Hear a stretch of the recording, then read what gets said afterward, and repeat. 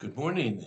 This is John from the Springs Mennonite Church, and I'm here on Wednesday of Easter week talking about the things that Jesus said the week before his crucifixion and resurrection. And I have another one to share today from John chapter 16 and beginning with verse 29. Then his disciples said, "At last you are speaking plainly and not figuratively. Now we understand that you know everything, and there's no need to question you. From this, we believe that you came from God." Well, let me stop here a second. The disciples have spent 3 years walking, talking, visiting, sleeping, eating, spending their time around Jesus. They've seen miracle after miracle after miracle. They've heard stories told that they'd never heard before. They've heard teachings that went beyond anything the scribes or Pharisees could have thought of saying. They've done all of that. And here we now at the last week, and they say this comment, "At last you are speaking plainly. Now we understand that you know everything." You kind of ask yourself, really? It took you that long to figure it out? Well, it's obvious from the rest of the story, which we're not going to read here today, that they didn't really mean that. They thought they did, but they really didn't. So here's Jesus' response to what they just said. Do you finally believe? But the time is coming.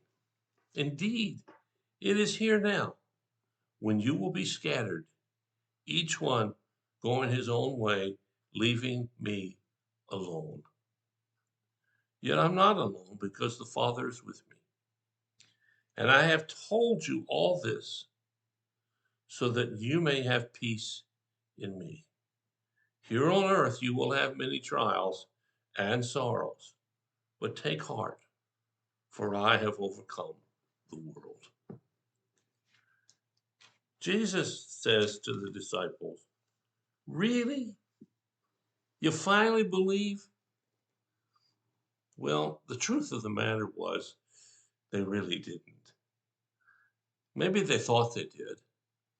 And you and I can have some good intentions, but that doesn't mean that we stick to what we thought. And we know from the rest of the story, the disciples didn't, at least during the next this week and shortly after that. But he says to them, "Do you believe?"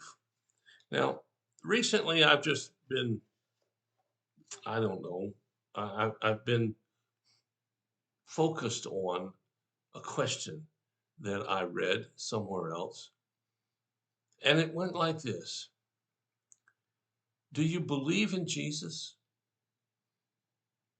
Okay, but do you believe Jesus? Do you believe that what he said is true? So he says here, I'm going to leave. And I'm sure the disciples didn't believe that, even though they just said they believed what he said. But he says, I'm not doing it and leaving you alone. And he says, I'm telling you this, that I'm leaving because you're going to have many trials and sorrows. But don't lose heart, for I have overcome the world. Many people today try out Christianity because they think it fixes all their problems. Well, it really does, but not the way they thought. It doesn't fix every problem you have because some of those problems are your own fault. I know it is with me. Golly, gee, I can't blame someone else for some of the dumb things I do, some of the awful things I do.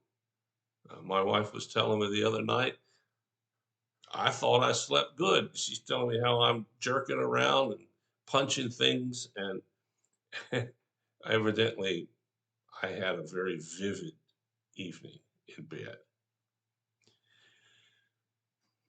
But you see, Jesus comes so that we can overcome all those things. Whenever we pray, God answers us. He either says yes, or he says no, or he says something like, okay, I'm working on it. Life is not simple. You know that. You've already figured it out. If you haven't, something really strange about you. But yet, life is predictable in that whatever happens, God is still there. I've heard a number of people use the phrase in the midst of a struggle. They'll tell you that what's happened. They say, but God's got it. Well, sometimes I want to say, do you really believe that? Because, I mean, some of the other things you've told me don't fit in that category. If God's got it, then God's got it. And I don't have to think anymore about it. It's not that we will never have problems.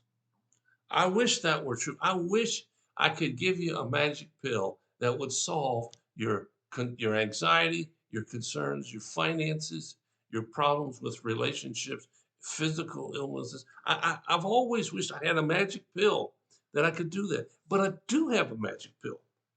It's just that God's methodology may not be what I was expecting. I have a little sign over that way that says sometimes God says no.